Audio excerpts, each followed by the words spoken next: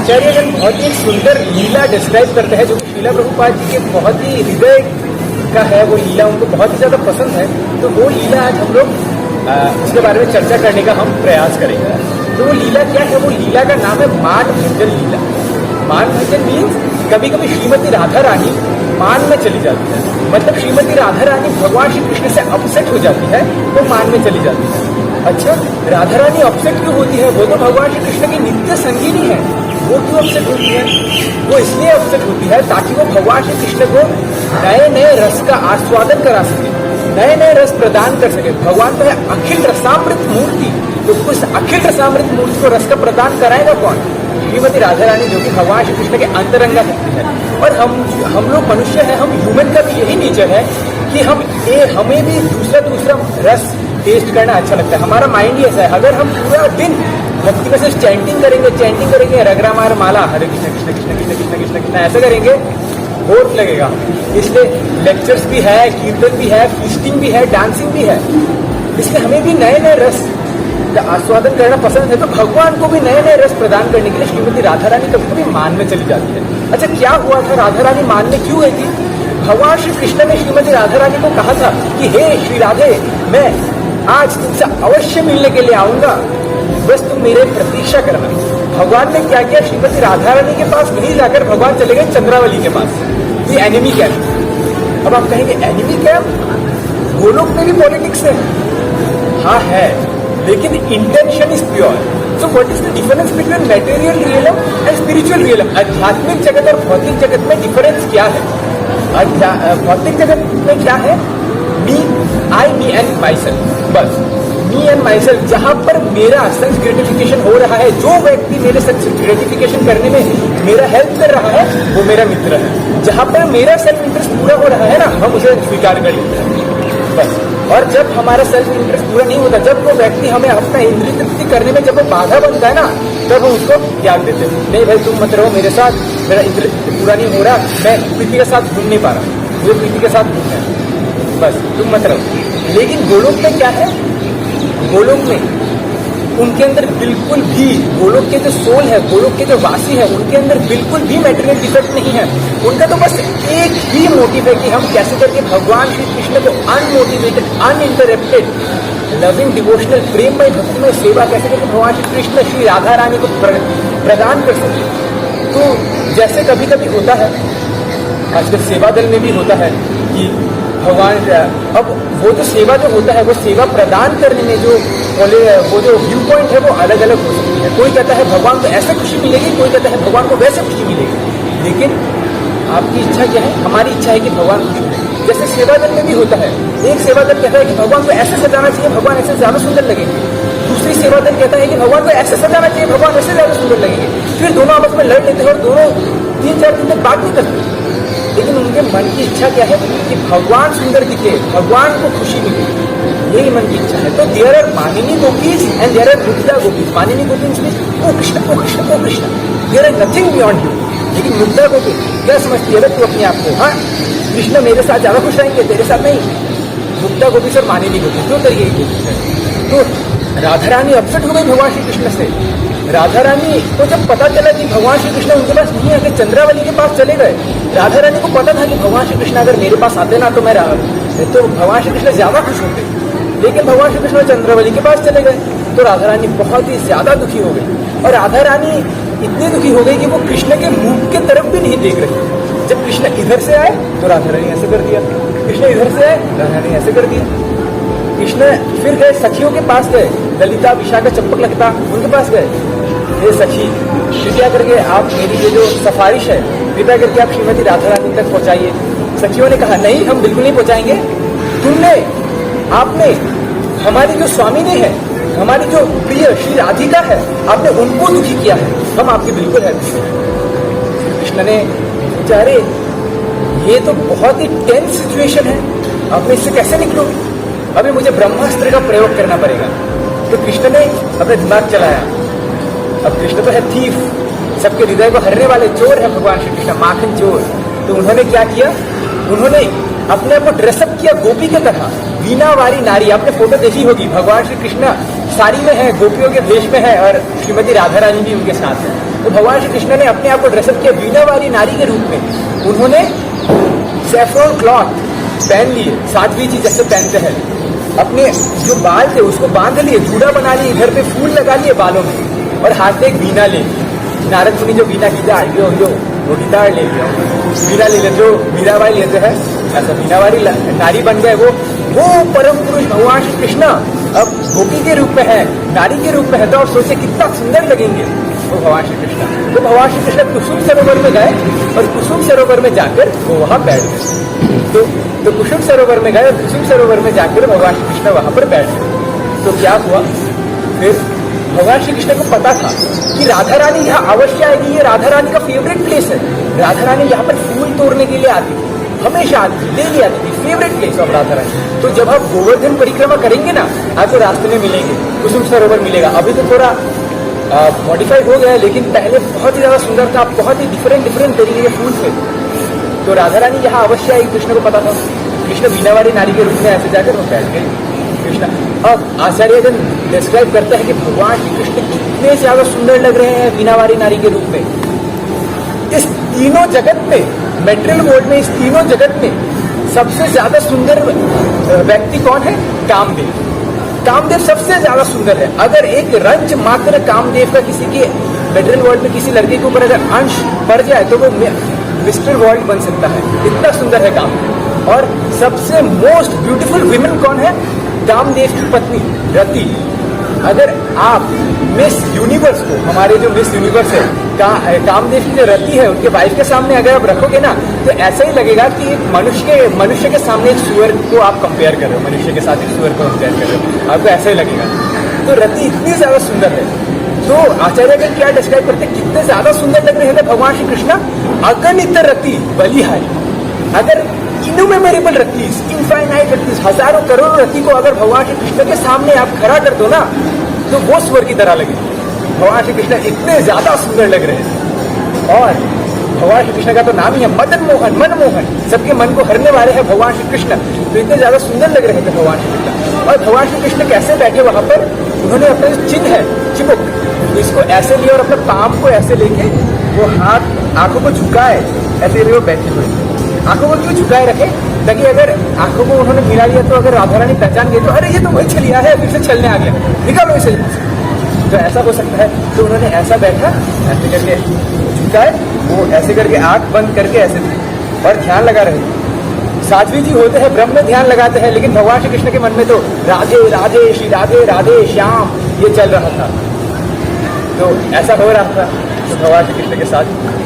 तो फिर क्या हुआ, तो श्रीमती राधा रानी प्रवेश किए। तो जैसे श्रीमती राधा रानी कुसुम सरोवर में प्रवेश किए, अष्टमहासती के साथ प्रवेश किया। और कभी कभी होता है ना, जब हम लोग बहुत ही ज्यादा दुखी होते हैं तब हमें अपने आप में रहना ही पसंद होता है, हम अकेले रहते हैं, किसी के साथ बात नहीं करते। मिडिल वर्ल्ड में भी होता है जब हम ज्यादा दुखी होते हैं। तो श्रीमती राधा रानी की बहुत ही ज्यादा दुखी थी कृष्ण के इस हरकत से। तो वो आए, अष्टमहासती के साथ आए। क्यों आए अष्टमहासती के साथ? कभी कभी श्रीमती राधा रानी ये सोच रही थी कृष्ण ने मुझे रिजेक्ट करके वो चंद्रमणि के पास चले गए। राधा रानी फेंट हो जाती थी, महाभाव समाधि में चली जाती थी। तो अष्टसखीस उनको ठीक करते थे। अष्टसखीस का यही गोल है कि कैसे करके हम श्रीमती राधा रानी जो कि हमारी स्वामिनी है, हम उन्हें खुश कर सकते। ये है अष्टसखियों का भाव। तो ये था, तो अष्टसखी के साथ आई। तो जैसे ही भगवान श्री कृष्ण ऐसे बैठे हुए थे, जैसे ही राधा रानी आए, राधा रानी ने देखा वाह इतनी सुंदर स्त्री यहाँ पर। तो राधा रानी अपने आप ही, उनको पता नहीं था मैं इतनी आकर्षित, इतनी सुंदर स्त्री से मैं, जो कि साध्वी है, इससे मैं इतनी ज्यादा आकर्षित क्यों हो रही है? राधा रानी को ये पता नहीं चल रहा था। और राधा रानी के अंदर जो कृष्ण के प्रति भक्ति है ना, उस भक्ति को क्या कहते हैं? नए सर्गी की रति। मतलब हमारे अंदर जो भक्ति है ना, हमें प्रैक्टिस करना पड़ता है कि भगवान के प्रति आकर्षण आ जाए। हम भगवान से प्रे करते हैं, प्रभु संसार के प्रति कितना आकर्षण है, आपके प्रति आप आकर्षण ले आइए। हम लोग जप करते हैं, कीर्तन करते हैं, ताकि भगवान के प्रति आकर्षण आ जाए। और यहाँ से अगर एक झमक छल्लो छमई करके निकल जाए तो हम लोग उसे ऐसे देखते रहते हैं। तो लेकिन राधा रानी के अंदर जो भक्ति है वो नए सभी की रहती है, प्रैक्टिस ही नहीं करना पड़ता। Spontaneous love for Krishna. मतलब एक बाल्य लीला हुई थी उनके छोटे में, जब श्रीमती राधा रानी ने कृष्ण को देखा ही नहीं था, एक दिन एक सखी ने, जब वो सखी के साथ बैठी हुई थी, एक सखी ने नाम लिया कृष्णा करके, बातचीत कर रही थी, नाम लिया कृष्णा करके। उन्होंने कहा इतना सुंदर नाम कृष्णा, ये नाम जिस व्यक्ति का है ना, मैं उसके साथ विवाह कर लूंगी, इतनी सुंदर है, इतना सुंदर नाम। फिर नेक्स्ट डे वो लोग ब्रज से निकल रहे थे, वृंदावन के वनों से निकल रहे थे, तो कृष्ण बांसुरी बजा रहे थे, मुरलीधर बांसुरी बजा रहे थे। अभी तक राधा रानी ने भगवान श्री कृष्ण को देखा नहीं। बांसुरी के आवाज जब राधा रानी के कर्ण के अंदर प्रवेश किए तो राधा रानी ने कहा इतनी सुंदर बांसुरी, जिसने ये बांसुरी बजाई ना, मैं उसके साथ प्रेम कर लूंगी, मैं उसके साथ विवाह कर लूंगी। फिर नेक्स्ट डे क्या हुआ, उनमें से जो विशाखा सखी है, विशाखा सखी ने क्या किया, उन्होंने कृष्ण का एक सुंदर चित्र बनाया, वो चित्र बना के, पेंटिंग बना के उन्होंने श्रीमती राधा रानी को दिया। राधा रानी ने कहा वाह कितना सुंदर है ये व्यक्ति, ये व्यक्ति जो भी है, मैं इनके साथ विवाह कर लूंगी, मैं प्रेम में पड़ जाऊंगी। फिर राधा रानी ने सोचा, अरे वो अशेम्ड हो गए, अरे मैं कितनी निर्लज हूँ, मैं 3 दिन 3 अलग अलग लड़कों के साथ मैं प्रेम में पड़ गई। अरे हाय हाय हाय, ये क्या हो गया, मैं 3 दिन 3 अलग अलग लड़कों के साथ मैं प्रेम में पड़ गई। फिर सखियों ने उनको कहा कि ये एक ही व्यक्ति है जिनके 3 अलग अलग रूप है, ये भगवान श्री कृष्ण है। तो यह है नए सर्ग की रति, स्पॉन्टेनियस लव फॉर भगवान। तो जब राधा रानी ने देखा कि कृष्ण बीनावारी नारी के रूप में बैठे हुए हैं, तो राधा रानी के अंदर पे सवाल आया और वो गए, उनसे पूछा, हे नारी आप कौन हो, आपके पतिदेव कौन है और आप कहाँ से आए हो। नेचुरल क्यूरियोसिटी, अगर हम किसी को देखेंगे जिसको हम कभी भी नहीं देखे अपने गली में, अगर हम उसको किसी नए व्यक्ति को देखेंगे, हम पूछेंगे ना आप कहाँ से हो, कौन से गांव से हो, बिहार कलाला, हम पूछेंगे। तो क्या हुआ, उन्होंने पूछा। अब कृष्ण मन में मन सोचने लगे, मैं इसका क्या आंसर दूं, मैं इसका क्या आंसर दूं। अब देखा जाए शास्त्रों के हिसाब से कि भगवान श्री कृष्ण का कोई पति नहीं है, उनका कोई हस्बैंड नहीं है, भगवान श्री कृष्ण स्वयं सबके हस्बैंड है। गोपी नाम तक पति नाम चा सर्वे साम एव देही नाम, भागवतम में आता है 10th कैंटो में कि भगवान श्री कृष्ण गोपियों के पति तो है ही है स्पिरिचुअली, गोपियों के जो हस्बैंड है भगवान श्री कृष्ण उनके भी पति है। गोविंद एव पुरुषो ब्रह्माद्य स्त्री एव च, ये जो गोविंद है यही पुरुष है, यही असली पुरुष है। और जो ब्रह्म है मतलब जो जीवात्मा है वो सब स्त्री है। ये हमें देह मिला है मनुष्य का, कोई लड़का है कोई लड़की है, लेकिन स्त्रियों के अंदर भी पुरुष भाव है। पुरुष भाव में एंजॉयमेंट का भाव, पुरुष में ये नहीं कि लड़का को पुरुष कहता है, पुरुष मीन्स एंजॉयमेंट का भाव, मुझे भोग करना है, भोग का भाव, उसे कहता है पुरुष। तो हम सब स्त्री हैं, तो भगवान श्री कृष्ण गोपियों के पति है ही है, लेकिन उनके साथ ही साथ वो सारे जितने भी सारे लड़के हैं, जितने भी जो भी है ब्रह्मांड के सबके पति है भगवान श्री कृष्ण। भगवान श्री कृष्ण का कोई पति नहीं। और फिर भगवान श्री कृष्ण तो इस लोक के भी नहीं है, भगवान श्री कृष्ण तो दूसरे लोक के भी है। भगवान श्री कृष्ण तो यहाँ पर लीला करने के लिए आते हैं। अब भगवान श्री कृष्ण ने कहा राधा रानी को, वो सोच रहे थे मैं क्या आंसर दूं, क्या आंसर दूं। तो भगवान श्री कृष्ण ने कहा राधा रानी को कि मेरी विवाह नहीं हुआ है, मैं कुमारी हूँ, बस मैटर खत्म। नो हस्बैंड नो वाइफ, मेरी विवाह नहीं हुआ है, मैं कुमारी हूँ। अब देखा जाए तो ये एक सही बात है। इंडिया में कितने लोग हैं, वृंदावन धाम जाइए, मायापुर धाम जाइए, कितने ही लोग हैं जो लोग बाबा बन जाते हैं, जो लोग कुआरे रहते हैं, वो लोग भगवान की भक्ति भजन करते हैं। और भगवान श्री कृष्ण ने कहा कि मैं इस जगत की नहीं हूँ, मैं अपर प्लेनेट से हूँ। अब कहा जाए तो भगवान श्री कृष्ण का लुक इतना सुंदर है, इतने सुंदर दिखते हैं भगवान श्री कृष्ण, जैसे कि रुद्रानी, इंद्रानी, सरस्वती, इतने सुंदर दिखते हैं भगवान श्री कृष्ण। तो इस भौतिक जगत के तो नहीं होंगे ना, वो तो अपर प्लैनेट के ही होंगे। तो ऐसे कहा भगवान श्री कृष्ण ने। तो अब उन्होंने अब भगवान श्री कृष्ण ने ये नहीं कहा कि मैं इस गांव से हूँ उस गांव से हूँ। क्यों नहीं कहा? अगर इस गांव से उस गांव से हूँ कहेंगे तो कहेगा, एक सखी बोलेगी अरे मैं भी तो उस गांव से हूँ, तुमको तो मैंने नहीं देखा वहाँ। दूसरे सखी कहेंगे अरे मैं भी तो उस गांव से हूँ, तुमको तो मैंने नहीं देखा वहाँ। फिर पता चल जाएगा अरे ये तो वही छलिया कृष्ण है, पीछे छलने के लिए आ गया, निकलो यहाँ से, क्यों आए तुम, निकल जाओ। ऐसे तो भगवान श्री कृष्ण ने ये आंसर दिया कि मैं कुमारी हूँ, मैंने शादी नहीं किया, मैं इस प्लेनेट से नहीं हूँ, मैं अपरली प्लेनेट से हूँ और मैं एक साध्वी। बस ये आंसर है, उन्होंने मैटर खत्म कर दिया। अब राधा रानी के मन में ये क्वेरी था कि क्यों इतनी सुंदर स्त्री ने विवाह क्यों नहीं किया। तो अब कृष्ण समझा रहे हैं कि संसार इसमें महाघोर है, जन्म मृत्यु समाकुल है। ये संसार जो है महाघोर है, ये भवसागर है, जन्म मृत्यु जरा व्याधि से भरा हुआ है, इसमें मैं कैसे सर्वाइव करूं? भगवान का नाम, हरि का नाम ही तो एकमात्र लक्ष्य है जो कि हमें इस भवसागर से पार करा सकता है, वही तो है। तो भगवान श्री कृष्ण ने ये कहा। और देखा जाए तो इतना सुंदर स्त्री ने विवाह क्यों नहीं किया? दो तरीके के बाबा जी होते हैं। एक होते हैं पत्नी मर गई, जॉब नहीं है, बच्चे कहना नहीं सकते, बाबा आप कोई काम के नहीं हो, पापा पापा dad dad I hate you man, I hate you. पति भाग गई किसी और के साथ, पति दूध वाले के साथ भाग गई, बच्चे बात नहीं मानते ऐसे। तो अब उनके पास कुछ नहीं है करने के लिए, तो चलो हम लोग बाबा जी बन जाते हैं ना, बाबा जी बन जाते हैं। क्या करें, डेली डेली तो रोटी मिल जाएगा। और दूसरे है कि जिसके पास सब कुछ है फिर भी उन्होंने त्याग दिया है सब कुछ बाबा जी बनने के लिए, तो इसका, और जो लोग जिनके पास सब कुछ है और जब वो ये त्याग के जब वो बाबा जी बन जाते हैं, तब लोगों के अंदर ये श्रद्धा होती है कि चलो उनके पास कुछ था, उन्होंने वो सब त्याग के वो बाबा जी बने। इसका मतलब उनके अंदर हो सकता है उन्होंने भगवत प्राप्ति नहीं की, लेकिन कुछ तो स्पिरिचुअल रियलाइजेशन होगा उनके अंदर। इसलिए वृंदावन में आपको मिलेंगे जज स्वामी। अच्छा, जज स्वामी कौन है? पहले वो जज हुआ करते थे, अभी उन्होंने अपना हाई कोर्ट त्याग दिया, अभी वो बाबा जी बन गए जज स्वामी। वाओ, ऐसे तो ये समझा है कि मैं इतनी सुंदर हूँ, मैंने सुंदरता को त्याग दिया है, मैं श्रृंगार नहीं करती हूँ, मैं सादगी के भेष में रहती हूँ, बस ये।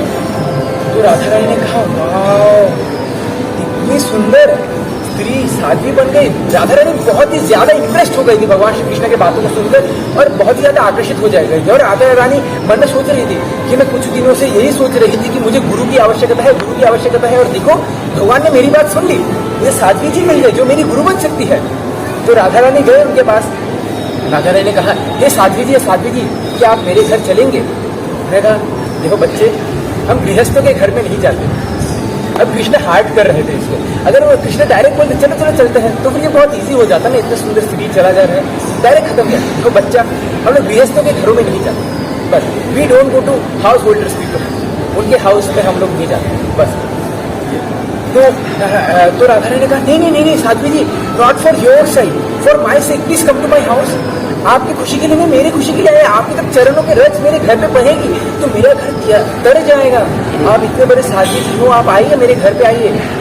और मैं इतने दिन से सोच रही थी कि मैं गुरु स्वीकार करूंगी, गुरु स्वीकार करूंगी, और देखो आप मिल गए। तो कृष्ण ने कहा, तुम जानती हो गुरु स्वीकार करना मतलब क्या है? तुमको मेरे हर इंस्ट्रक्शन मानना पड़ेगा, तुमको मेरे हर इंस्ट्रक्शन में जो कहूंगा ना, मैं जो कहूंगी तुमको वो मानना पड़ेगा।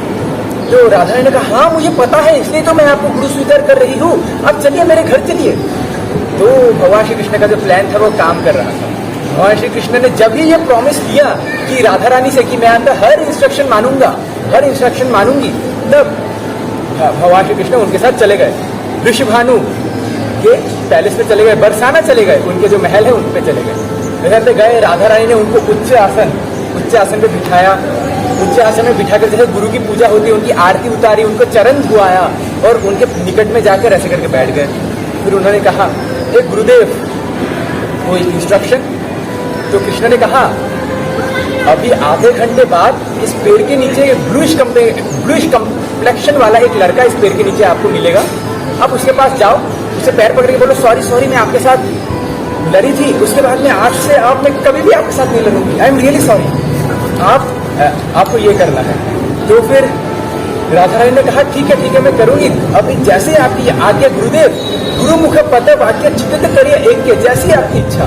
मैं जाऊंगी उस पेड़ के पास और जो ब्लूइश कम्प्लेक्शन वाला श्याम सुंदर के लड़का रहेगा, मैं उसके पैरों को पकड़ के मैं कहूंगी कि हे श्याम सुंदर, मैं आपके साथ लड़ लिए, मैं आज के बाद नहीं लड़ूंगी, मुझे आप क्षमा कर दीजिए।